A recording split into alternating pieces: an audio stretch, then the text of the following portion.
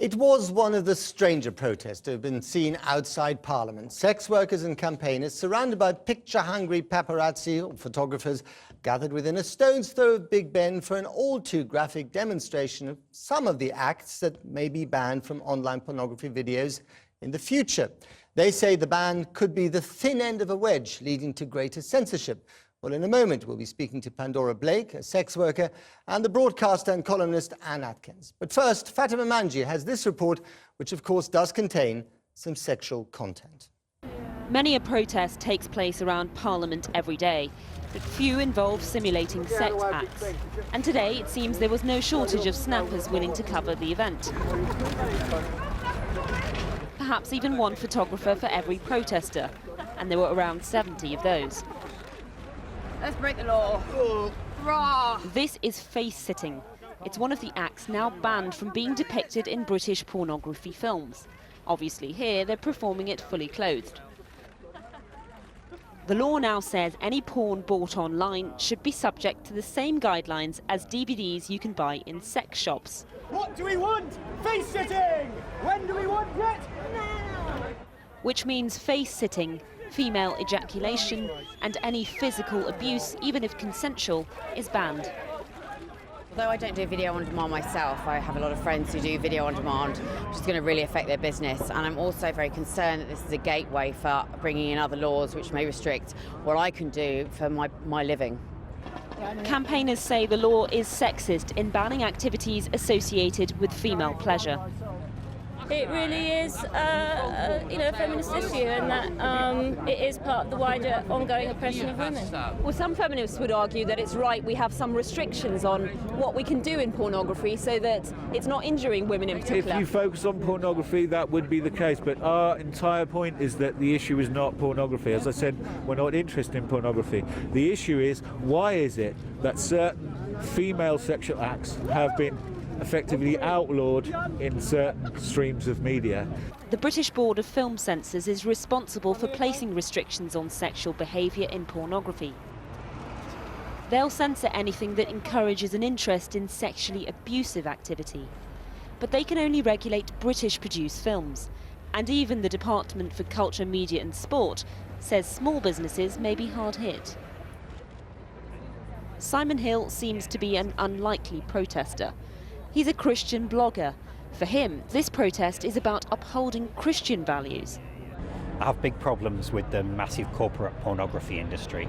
Most of the activities criminalised by these regulations will be sort of homemade pornography, small business pornography, that's actually less likely to be exploitative. One might almost think that this was drafted by middle-aged white men completely out of touch with the sexual behaviours of the populace at large. Are you saying there should be no restrictions in what pornography involves? For instance, what about simulating rape acts?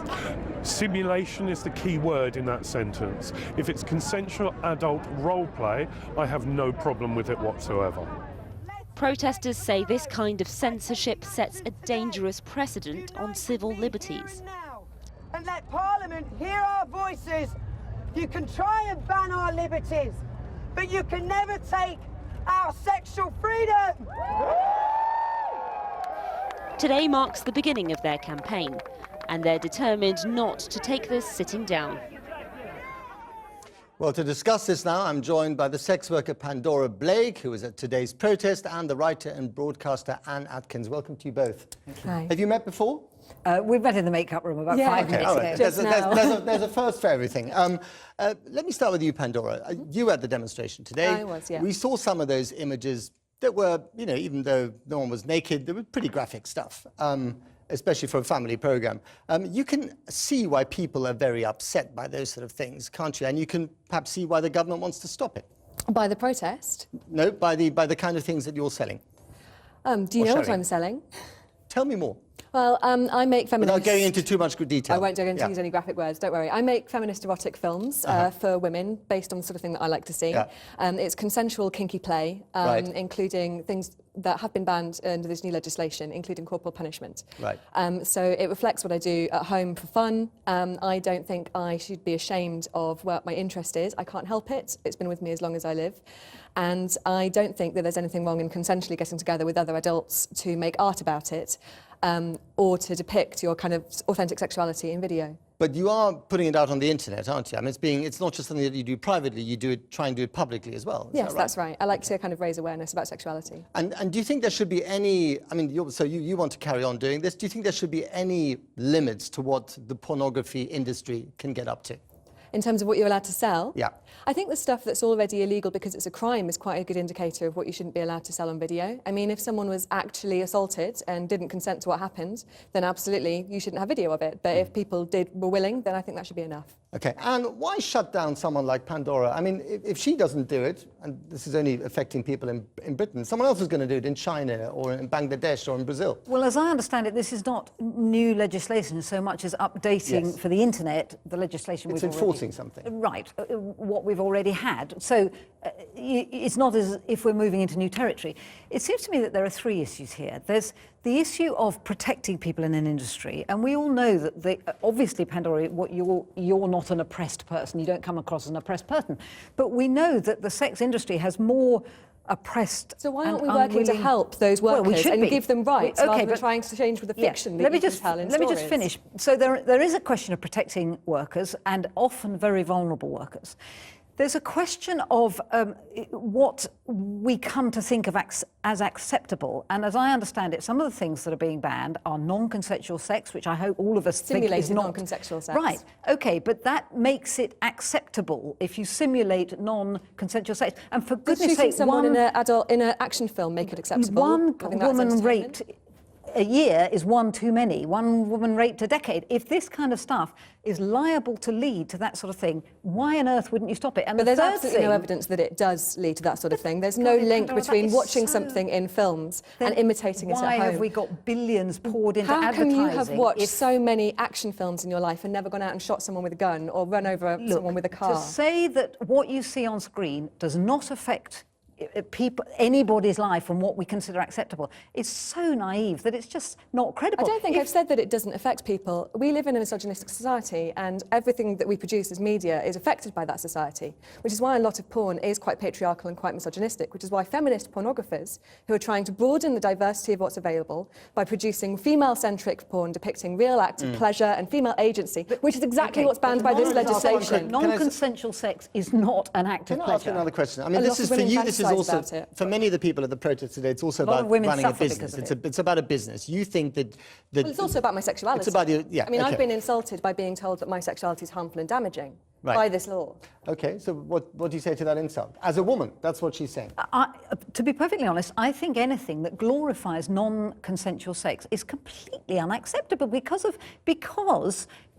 you know, people do see it and fantasize about it and then live it out. Fantasize is exactly the word that is relevant there. People fantasize and then go and do, and if that they go and do it consensually, if they do it at all. I understand the difference between fantasy and reality. So do you think that she has a point? That Anne has a point here? That basically, you know, some people might take it the wrong way. And I don't think anybody's going to watch fetish porn that's behind a paywall and that's very, very niche. I mean, we're talking extremely kind of unusual acts, unless they've already fantasized about it. And if they've already fantasized about it, they're going to find a consenting partner to play out these games with anyway. Finding a consenting partner to play out games is completely different from making a film of it and putting it out there. And the third thing, which you haven't let me hardly get a word in edgeways, to say the third thing is to, as I understand it, part of the point of this legislation is to protect young people. Now, we know children know how to get round firewalls. They know how to pay for things they're not supposed to pay for. And again, if this protects one young person, I don't think the viewers... my guess is that the average viewer is not going to be hugely sympathetic about an industry saying, I'd love to talk about the sex education angle. I really would. You know, this is damaging. Porn is sex education, and that is why we need better porn. I cannot imagine anything worse than young people... What did you say? We need better porn. Better porn. I want young people to grow up. I think that's what the whole thing is about. It's about safer. It's about... no, it's about porn in which women can show... Let me finish one sentence. Matt came to me and you don't let me finish a single point I made. Okay. Make them finish faster your point and then I'll come to you. Okay. As I understand it, some of the things that are being banned are things like physical and verbal abuse. things like violence, as I say, non-consensual sex, urinating in an unsafe way. Why on earth would you allow this?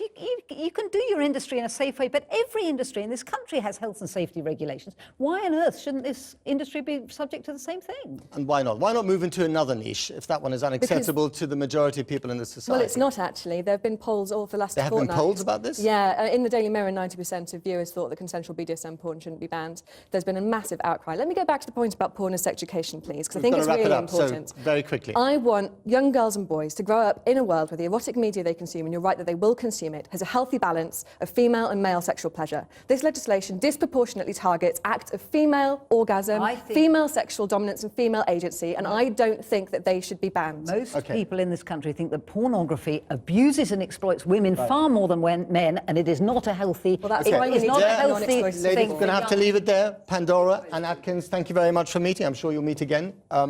Anyway, a reminder of our main news tonight.